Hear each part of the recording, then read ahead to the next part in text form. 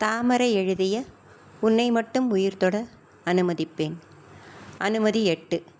இன்று மதிவதனா அவள் குடும்பத்து பெண்களுடன் இல்லை எனவும் திடுக்கிட்ட ஜெயவர்மன் தன் அருகில் நின்றவனிடம், வதனா எங்கே என்று கேட்டதும் ஒரு நொடி விழித்த அவன், மதிப்பாப்பா விக்கி தம்பியை தூக்கிட்டு தடாகத்து பக்கமாக போச்சு என்றான். அவன் அதை கேட்டு வேகமாக தடாகம் இருக்கும் பாறை திட்டை அடைந்தவன் சற்றே பதட்டத்துடன் எட்டி பார்க்க, விக்கியை கரையில் சற்று தள்ளி நிறுத்திவிட்டு தடாகத்தில் மலர்ந்து சிரித்து கொண்டிருந்த அல்லி மலர்களில் ஒன்றை கொய்ய முயற்சி செய்து கொண்டிருந்தாள் மதிவதனா. அவள் கைக்கும் மலருக்கும் குறைந்தது 1 அடி தூரம் இருக்க, குனிந்த நிலையில் சிறு குச்சி கொண்டு தட்டியும் எட்டியும் பறிக்க முயற்சி செய்யும் அவளின் நிலை கண்டு அதிர்ந்து, என்ன செய்துட்டு இருக்குன்னோ என்று பதட்டத்துடன் கூறவும், திடுமென உரைத்து ஒலித்த குரலில் பதைத்து நிலை தடுமாறி அவள் தடாகத்து பக்கமாக சரிவது கண்டு சட்டென்று தன் இடக்கையை அவள் இடையை சுற்றி அழுந்த பற்றி தன் புறமாக இழுத்தான். இழுத்த வேகத்தில் அவனின் மீது மோதி நின்றவள் சில வினாடிகளில் சமாளித்து தன் வயிற்றில் அழுந்திருந்த அவனின் கரத்தை விலக்கிவிட்டு 1 அடி தள்ளி நின்று அவனை கோப விழிகளால் முறைத்து, ஏன் இப்படி காதுகிட்ட வந்து கத்துனீங்க? அதில் தான் பயந்து நான் கீழே விழ தெரிஞ்சேன் என்று கத்த, அவளை உறுத்து பார்த்தவன் கையை நீட்டியும் அதிலிருந்து 1 அடி தூரத்தில் இருக்குன்னு மலர பறிக்க பார்த்த உன் அறிவை, செரிய குட்டி தண்ணி பக்கத்தில் வச்சுக்கிட்டு நீ உள்ளே விழுந்துட்டா அவன் என்ன செய்வான்?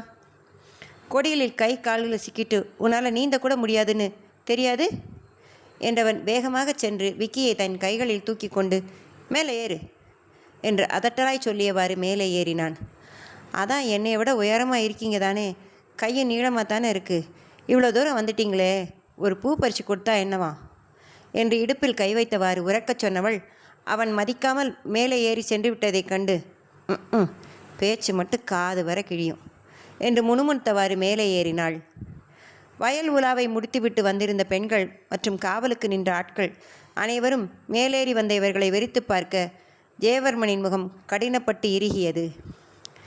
சிவேஷனின் மனைவி மாலாவின் அருகில் சென்ற விக்கியை அவள் கைகளில் கொடுத்தவன் சற்றே எரிச்சலுடன் கை கடிகாரத்தை பார்க்க மணி 7 நெருங்கி கொண்டிருந்தது என்று மொழிந்தவாறு ஜீப்பின் சீட்டில் சென்று அமர்ந்தான். எங்கேடி போன என்று கேட்ட தாயார் ஆனந்தியிடம், விக்கி ஃப்ளவர்ஸ் நேம்ஸில் அல்லிப்பூ பற்றி படிக்கிறான்ல, அதான் அது காட்ட குளத்துக்கு கூட்டிகிட்டு போனேன். அத்தை, லில்லி ஃப்ளவர்ஸ் வேணும் எனக்கு என்று விக்கி கேட்க, அதான் பறிக்க முடியலையே என்று சொல்லிவிட்டு ஜெயவர்மனை பார்த்து முறைத்தாள். குளத்துக்கிட்ட போனியா என்று ஆனந்தி கேட்டார். அந்த குளம் ரொம்ப ஆழண்டி, விழுந்தா தூக்க கூட முடியாது. முந்தி காலத்தில் பாண்டிய நாட்டு ராஜகுமாரியை ஒரு மலைக்கள்ளன் தூக்கிட்டு போக ட்ரை பண்ணினானா. இந்த மலை மேலே தேரை ஓட்டிட்டு போன போது அவங்கள தொடர்ந்து வந்த சேர நாட்டு ராஜகுமாரன் அந்த பொண்ணை காப்பாற்ற முயற்சி செய்த போது தேர் தடுமாறினதால் திரும்பி மலையிலேருந்து இந்த குளத்தில் விழுந்துருச்சான். முழுக்க தங்கத்தால் செய்த அந்த தேரை எடுக்க பல காலம் எவ்வளவோ முயற்சி பண்ணினாங்களாம். நீரை இறக்க இறக்க ஊறிக்கிட்டே இருந்ததால் அந்த தேரை மீட்கவே முடியலையாம். இப்போவும் அந்த தேர் அந்த குளத்துக்குள்ளே இருக்குங்கிறது இங்குள்ள நம்பிக்கை. இது இங்கத்திய மக்கள் சொல்கிற செவி வழி கதை என்றவர் மலையை சுட்டி காட்டி அதில் 4 கோடுகள் இருப்பதை காட்டியவர். அதுதான் அந்த தேர் விழுந்தபோது சக்கரம் உரசின அடையாளம் எனவும் விழிவிரித்து கதை கேட்ட விக்கியும் மதிவதனாகும் ஆச்சரியமாக அந்த கோடுகளை பார்க்க, ஒரு தேர் முங்குற அளவு ஆழம், தாமரை அல்லி தண்டு கொடிகள் வேற உள்ள நிறைய இருக்கும், விழுந்தா காலை சுற்றி இழுத்துரும், யாரும் அந்த குளத்தில் இறங்க மாட்டாங்க எனவும் திகிலுடன் திரும்பி ஜெயவர்மனை பார்த்தாள். அவனின் பார்வையோ மலையின் மீது நிலை பெற்று இருந்தது. அதே நேரத்தில் அழகுமலையின் பெரிய மாளிகையில் தன்னுடைய அறையில் உல்லாசமாக விசிலடித்தவாறு தலையை வாரிக்கொண்டிருந்தான் திருமலை. கண்ணாடியில் உற்று பார்த்து தன் அடர்ந்த மீசையையும் வாரிக்கொண்டவன், நடக்க போகிறது கல்யாணமோ சாந்தி முகூர்த்தமோ தெரியலையே, எதுக்கும் தயாராக இருப்போம் என்றவன் குதூகலத்துடன் சிரித்தவாறு வாசனை திரவியத்தை தன் மீது பீச்சி அடித்து கொண்டான். தன் அறையிலிருந்து வெளியே வந்தவன் அங்கே வரவேற்பறையில் அமர்ந்து செய்தித்தாள்களை பார்த்து கொண்டிருந்த அழகுமலையின் அருகில் சென்று, நான் கிளம்புறேன் நைனா எனவும் நிமிர்ந்து பார்த்தவர் புன்னகைத்து தலையசைத்து அருகில் நின்று கொண்டிருந்தவனை காட்டி, இவன் சொல்கிறதை கேளு, அப்புறமா போகலாம் எனவும் அங்கே நின்றிருந்தவனை நிமிர்ந்து பார்த்தான். அண்ணே, கேரளாவிலிருந்து தகவல் வந்துருச்சு. நேற்று நம்ம பார்த்தவன் ராஜவம்சமா. அங்கே வர்கலாங்கிற ஊரில் 4 தொழில் பத்தாததுக்கு இவனும் பெரிய பில்டிங் கட்டுற கம்பெனிக ஆரம்பித்து அதுலேயும் நல்ல சம்பாத்தியம் போல். அப்புறம் அண்ணே, அவன்கிட்ட சாக்கிரதையாக இருக்க சொன்னார். அவன் குடும்ப தகராறில் அவன் பங்காளிகளை ஒத்தையாளாக எதிர்த்து நின்று ஓட விடுறானான். அவனை போட்டு தள்ள இப்போவும் அவன் பங்காளிங்க ரெடியாக இருக்காங்களாம். இப்போ நம்ம விசாரித்ததும் இவனை போட்டு தள்ள ஆஃபரானு தான் அந்த ஆள் முதல்ல கேட்டான். இவன் எல்லாருக்கும் தண்ணி காட்டுறவனா, கவனமின்னு சொன்னாங்க அண்ணே எனவும் நாக்கை மடித்து பற்களை கடித்தவன், என்னடா தண்ணி காட்டுறவன், நம்மளை பற்றி தெரியுமில்ல. மதிய விஷயத்தில் அவன் குறுக்கால வந்தா ஒரே வெட்டு அடித்து சாச்சு வைகாத்தில் மணலுக்குள்ள புதைச்சி தள்ளிட்டு போயிட்டே இருப்பேன் என்று உரிமையவாறு ஆட்காட்டி விரலால் மிருக்கு மீசையை மேலேற்றி கொண்டவனின் கண்களில் வெறி, இறை கண்ட புலியின் வெறி. அழகுமலை, நீ எச்ச ஆளுங்களை கூட்டிகிட்டு போ, பொருளுங்க சத்தமில்லாமல் வேலை செய்கிறதா இருக்கட்டும்.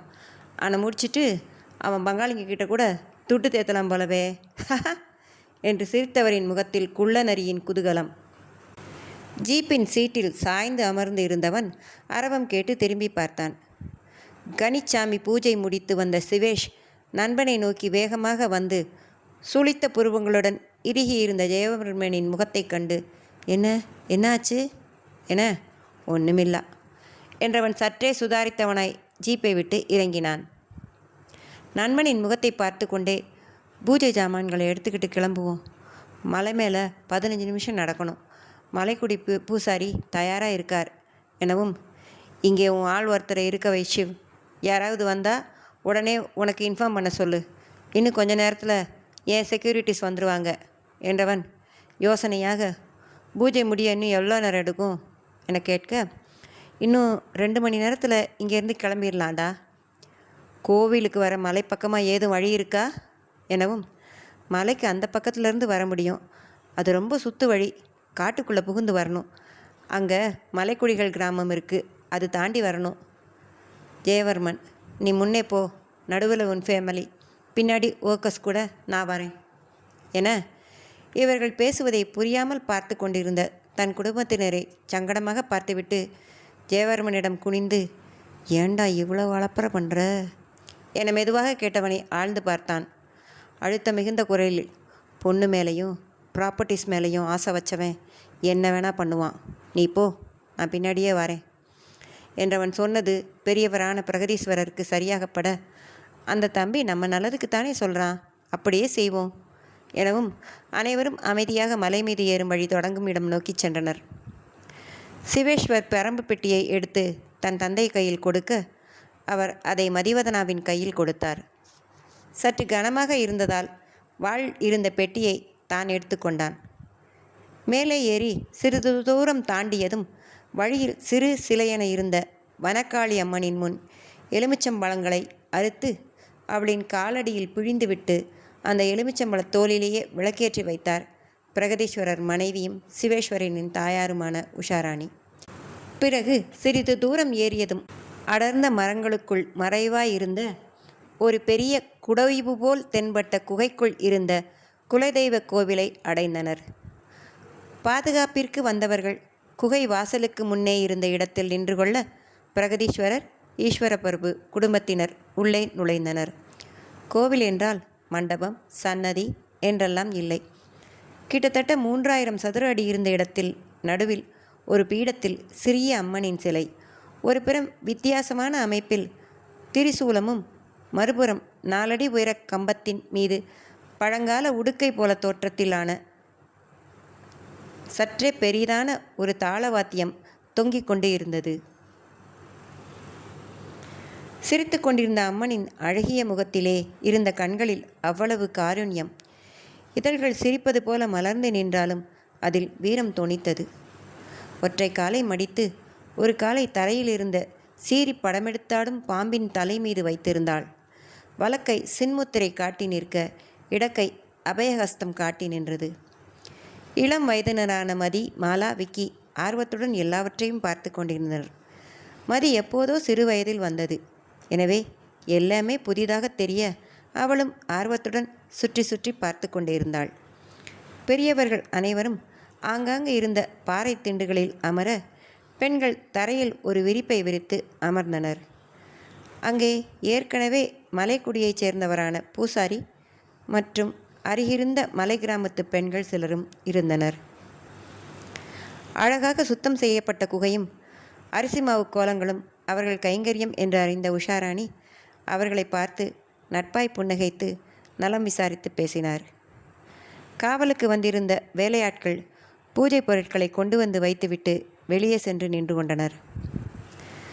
அம்மனின் பீடத்தில் இருந்த சிறு மேஜையின் மேல் பிரம்பு பெட்டியும் வாளிருந்த மரப்பெட்டியும் வைக்கப்பட்டது. மலைக்குடி பெண்கள் பீடத்தைச் சுற்றி துணி கட்டுவித்து அம்மனுக்கு அபிஷேகம் செய்வித்து சிவேஷ் குடும்பத்தினர் எடுத்து வந்த புடவை சாற்றி மஞ்சள் மற்றும் குங்குமம் வைத்து அலங்காரம் செய்ய உஷாராணியும் ஆனந்தியும் உதவினார்கள். மாலாவும் மதிவதனாவும் விக்கியின் கேள்விகளுக்கு பதில் சொன்னவாறு தாமும் அரட்டையில் ஆழ்ந்து இருந்தனர்.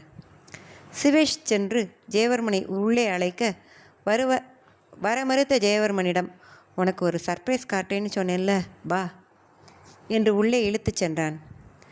அம்மனின் பீடத்தைக் கண்டு சில நொடிகள் அவன் தயங்கி நிற்க, அவனின் கைப்பற்றி இழுத்து இன்னமும் சற்று உள்ளே தள்ளி சற்று உள்ளடங்கி இருந்த இடத்தில் பழங்காலத்து வேல்கள் மணியுடன் கூடிய ஈட்டிகள் நட்டு வைக்கப்பட்டு இருக்க, நடுவில் நடுகள் என்று சொல்லப்படும் நட்டு வைத்த கல்லின் மீது இருந்த ஒரு புடைப்பு சிற்பத்தை காட்டினான் சிவேஷ்.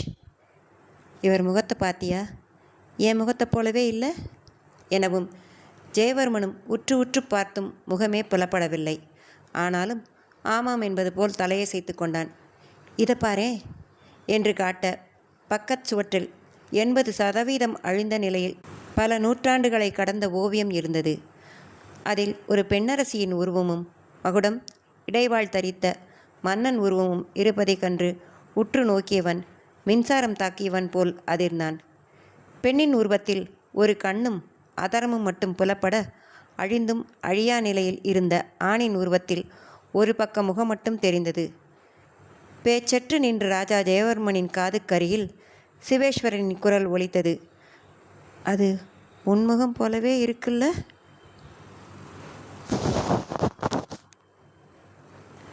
அன்று வாரும் கொடை நாட்டின் இளவல் சேனை நாயகன் வீரவேழசேனரே, நலமா என்று ஒலித்த குரலில் அடக்கப்பட்ட எள்ளலும் கோபமும் இருப்பதை உணர்ந்த வீரசேனன் உதித்த முறுவலுடன் தன் வலக்கை விரல்களை மடக்கிச் சேர்த்து இடது மார்பில் வைத்து தலை வணங்கிச் சொன்னான். கொடை நாட்டின் இளவலும் 40 படைக்கும் நாயகனுமான இளவரசர் ராஜா ஜெயசிம்மவர்மருக்கு என் சிரம் தாழ்ந்த வணக்கங்கள் எனவும் முன்னேறி வந்த சிம்மவர்மன் வீரசேனனின் தோளில் ஓங்கி அடித்தான். இந்த விளையாட்டிற்கு ஒன்றும் குறைவு இல்லை. இதோ வருகிறேன் என்று சொல்லி சென்றவன் திடுமென்று செய்தி அனுப்புகிறாய். மருத நாட்டு அரசா விருந்தாளியாக இருக்கிறேன், 2 நாட்களில் வருகிறேன் என்று. என்னவென்று பொருள் கொள்வது? மருத நாடு பற்றி ஆராயச் சென்றவனிடமிருந்து இப்படி ஒரு தகவல் வந்தால் எனவும் சிறு முறுவல் பூத்தவனாய் வீரவேழசேனன், எனது வாழ் மற்றும் தோள் வலிமை பற்றி அவ்வளவு ஐயமா இளவலே? உன்னை ஒரு இடத்தில் அதிகாரத்தால் கட்டி வைக்க, உனது வில்லையும் வாளையும் வெல்ல தரணியில் யாருமில்லை என்பது யான் அறிந்ததுதான். எனினும் மருத நாட்டினரின் நட்பு மரியாதை பற்றி அறிந்ததால் வந்த ஐயம். ஆமாம், மருத நாட்டின் எல்லை பகுதிகளில்தானே பாதுகாப்பு மற்றும் படைபலம் பற்றி ஆராயச் செல்கிறேன் என்றாய். கோட்டைக்குள் எதற்கு வந்தாய்? அதுவும் நமது நாட்டுடன் நட்பு உறவு எதுவும் வேண்டாம் என்று மறுத்தவர்களுடன் என்றான் சினத்துடன். இளவரசே, இவற்றையெல்லாம் ஆராயத்தானே என்னை அனுப்பினீர்கள்.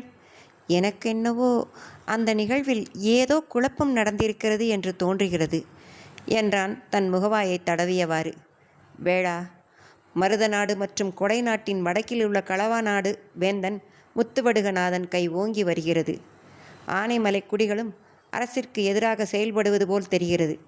தெற்கிலும் கிழக்கிலும் கடல் வழி அச்சுறுத்தல்கள் வேறு உள்ளன. இந்நிலையில் அருகில் வலிமையாய் உள்ள நமது உறவை விலக்கி தள்ளிவிட்டு தனித்து இயங்குவது என்பது மருத நாட்டின் நிலைப்பாடாக இருக்கிறது. நாம் உள்நாட்டு பூசல்களை அடக்க படைகளை அனுப்பி உதவுகிறோம் என்கிறோம். அவசியமில்லை என்று பதில். அது போகட்டும், திருமண உறவு கொள்ள விழைகிறோம் என்று நாசுக்காக கேட்டதற்கு எப்படி ஒரு நறுக்கு தெரித்தார் போன்ற பதில் என்றவனின் முகம் சிவந்தது.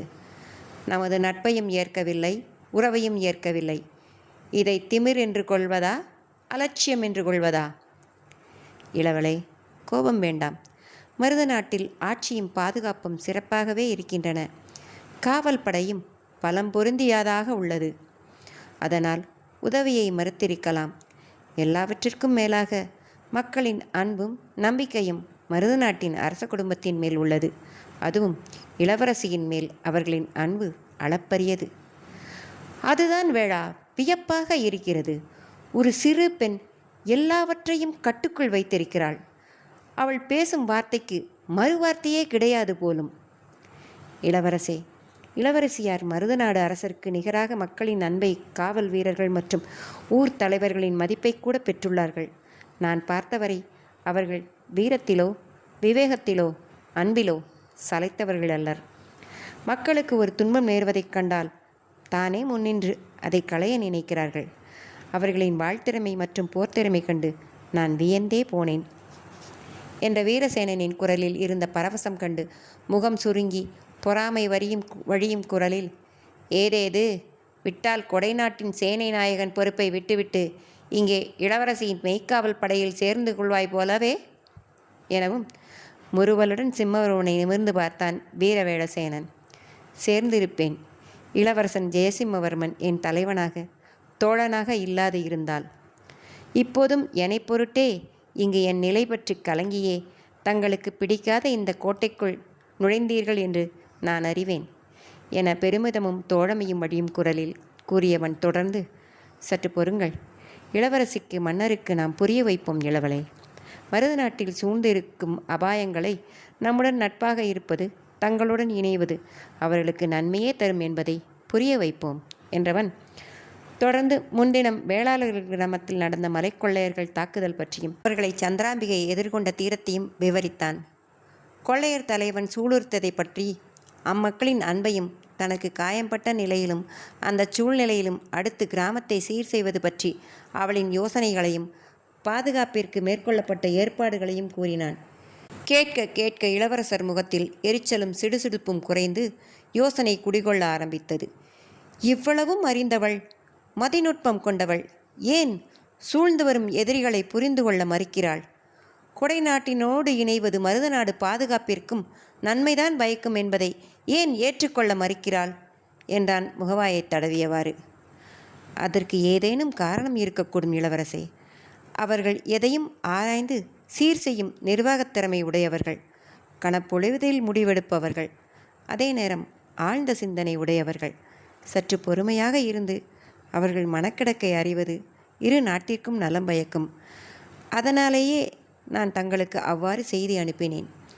காவல் தலைவர் வேங்கையருக்கும் ஐயம் எழாதவாறு தாங்களும் புரிந்து கொள்ளுமாறு நீங்கள் வருவீர்கள் என்று எதிர்பார்த்தேன். இவ்வளவு விரைவாக என்பதை எதிர்பார்க்கவில்லை. எல்லாம் நன்மைக்கே. இன்னும் சிறிது நாட்கள் நான் நாடோடியாகவே இங்கு அறியப்பட்டால் சரியாக இருக்கும் எனவும் வேகமாக, எதற்கு? உன் மனம் கவர்ந்தவளோடு இடையூறின்றி காதலில் திளைத்து மகிழ்வதற்கா என்று சிறு நகையோடும் குரலில் கேட்டதும் வீரசேனனின் முகம் சற்றே குழைந்தது. அவனின் வீர முகத்தில் வந்த குழைவான புன்னகையைக் கண்டு சிம்மவர்மனின் முகத்திலும் புன்னகை அரும்பியது. பெண்ணை பற்றி பேசியதும் வேழம் கூட வெட்கப்படும் என்பதை இப்போதுதான் பார்க்கிறேன் என்ற சிம்மவர்மன் அவனின் தாடையில் செல்லமாக குத்தி, ஆயினும் வேளா, இது கூட ஒரு வகையில் அழகாகத்தான் இருக்கிறது என, கேலி வேண்டாம் இளவலை. நான் நாடோடியாகவே இருக்கிறேன் என்று சொன்னது சற்றும் கட்டுப்பாடு இன்றி மருதபுரியை சுற்றி வரலாம் என்ற எண்ணத்தில். நானும் அதையேத்தான் சொன்னேன் வேளா என்று கேலியை தொடரவும் அமைதியான வீரசேனன் பேச்சை மாற்றி இளவரசனின் கவனம் திரும்பும் நோக்கில், தங்களுக்கு மருதநாட்டு மன்னருடன் ஏதேனும் சந்திப்பு இருக்கிறதா என்று கேட்க, மதிய விருந்து உணவு அவருடன் தான் என்று அழைப்பு வந்திருக்கிறது. அதுவும் விருந்திற்காக மட்டுமல்ல என்று தோன்றுகிறது. இளவரசியாரும் வந்தால் நலமாக இருக்கும் என்று எண்ணிய வீரசேனன் சிம்மவர்மனை நிமிர்ந்து பார்க்க, அவனும் ஏதோ யோசனையாக இருப்பது கண்டு மெதுவாக, வேகம் போர்க்களத்தில் மட்டுமே நல்லது இளவலை. நிதானமே பேச்சுவார்த்தைகளில் பலனளிக்கும் என்பது தாங்கள் அறியாதது அல்ல என்று அறிவுறுத்த முயன்றதும் ஆம் என்பதாய் தலையசைத்தான் கொடைநாட்டு இளவல் சிம்மவர்மன். யார் அந்த நாகஜெயந்தன்? மலைக்கொள்ளையனான அவனுக்கும் மருது நாட்டு மன்னனுக்கும் என்ன சம்பந்தம்? இதே கேள்வியை வேறு வார்த்தைகளில் தன் முன்னே அமர்ந்திருந்த மருது நாட்டின் மாசையினத் தலைவர் மருதநாயகத்திடம் கேட்டுக்கொண்டிருந்தாள் இளவரசி சந்திரவதனாம்பிகை. யார் அந்த நாகஜெயந்தன்? அவனின் சகோதரியின் பெயரால் வஞ்சம் தீர்க்கப் போவதாக அவன் கூறினான். தந்தையார் பெயரைச் சொல்லுகையில் ஏன் அவ்வளவு வன்மம் அவன் குரலில்? மலைக்குடி மகளான நாகவல்லி என்று சொல்லப்பட்ட அவருக்கும் தந்தையாருக்கும் என்ன தொடர்பு என்று கேள்விகளால் திணறடிக்க, போர்க்களத்தில் அம்புகள் மழை போல் பொழிய பெற்று தாக்க வந்தாலும் அசராத கலங்காத வீரரான மருதநாயகம் இந்த கேள்விக்கணைகள் எதிர்கொள்ள இயலாமல் திகைத்து தடுமாறினார். நேற்று நடந்த தாக்குதல் வெறும் கொள்ளையர் தாக்குதல் என்று எண்ணியிருந்தவருக்கு அப்படி அல்லவென்று உறுதிப்படுத்துவது போல பேசும் இளவரசியின் நிதானமான கேள்விகள் அவரின் நிதானத்தை குலைப்பதாய் இருக்க என்ன கூறுவதென்று புரியாமல் அமைதியானார். அரைக்குறையாய் தெரிந்ததை, ஊகமாக உள்ளதை என்னவென்று கூறுவேன் அம்மா என்று கேட்க, இதனை நான் நேரடியாக மன்னரிடம் கேட்க முடியாமல் என்று இல்லை. அந்த ஜெயந்தன் சொன்னதில் இருந்த உட்பொருள் அவரிடம் நேரடியாக கேட்பதை தடை செய்கிறது. ஒரு மகள் தந்தையிடம் கேட்க இயலாதது போல் தோன்றுகிறது. அவர் துன்புற்று விடுவாரோ என்று எண்ண வைக்கிறது. ஆயினும் இதை காரணமாக கொண்டு நம் குடிகள் துன்புறுத்தப்படுவதோ, நம் நாட்டின் அமைதி நலம் குலைவு ஏற்படுவதோ ஏற்க இயலாதது. மலைக்குடிகள் யாரோ ஒருவன் பேச்சை கேட்டு கொள்ளையில் ஈடுபட மாட்டார்கள். அவர்களின் மனமாற்றத்திற்கு அழுத்தமான காரணம் இருக்க வேண்டும். அங்கே கிளர்ச்சி நடக்கிறது என்றும் உங்களுக்கு பல திங்களுக்கு முன்பே தகவல் அனுப்பப்பட்டு இருந்திருக்கிறது. ஆயினும் அதனை அடக்க நீங்கள் ஏதும் நடவடிக்கை எடுத்ததாக தெரியவில்லையே என்றால் அழுத்தமும் அமைதியுமான குரலில். அதிலிருந்த அழுத்தம் மருதநாயகரை வலவலக்கச் செய்ய, சென்ற திங்களின் போது வெற்றிவேந்தன் தலைமையில் சிறு புறவிப்படை அனுப்பினேன் அம்மா. மலைக்குடிகளும் அவர்களுக்கு உதவி செய்வதால் அவர்களை நெருங்க இயலவில்லை எனவும் வெகுண்டு, இம்மாதிரியான பதில்கள் குடிமக்களுக்கு மருதபுரி அரசரின் மீதான நம்பிக்கையை அழித்துவிடும் மாசைனை நாயகரே. மக்களின் நம்பிக்கையை, அன்பை இழந்துவிட்டால் அந்த அரசு கெடுப்பாரே இல்லாவிடனும் கெட்டு மறைந்துவிடும் என்பது தாங்கள் அறியாதது அல்ல. அந்த கிளர்ச்சிக்காரர்களை ஒன்றிணைக்கும் சக்தி எது என்பதை அறிய வேண்டும். நமது பக்கம் தவறு இருந்தால் சீர் செய்ய முயல வேண்டும். அதற்கு விலையாக எதையும் கொடுக்கலாம் என்றாள் அவரின் கண்களை பார்த்து. எதையும் கொடுக்கலாம், தவறு நாம் இழைத்ததாக இருந்தால்.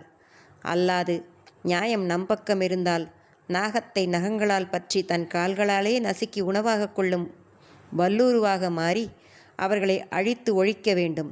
மருதநாடு இறையாண்மை காக்கப்பட வேண்டும் என்றால் வேகமேறிய மூச்சுக்களுடன்.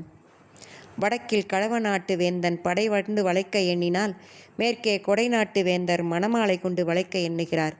நாலாப்புறமும் சூழும் பகையை நாம் விரைவான செயல்களின் மூலமாகவே தடுத்து நிறுத்தி நாட்டை காக்க இயலும். செய்வீர்கள் என்று நம்புகிறேன்.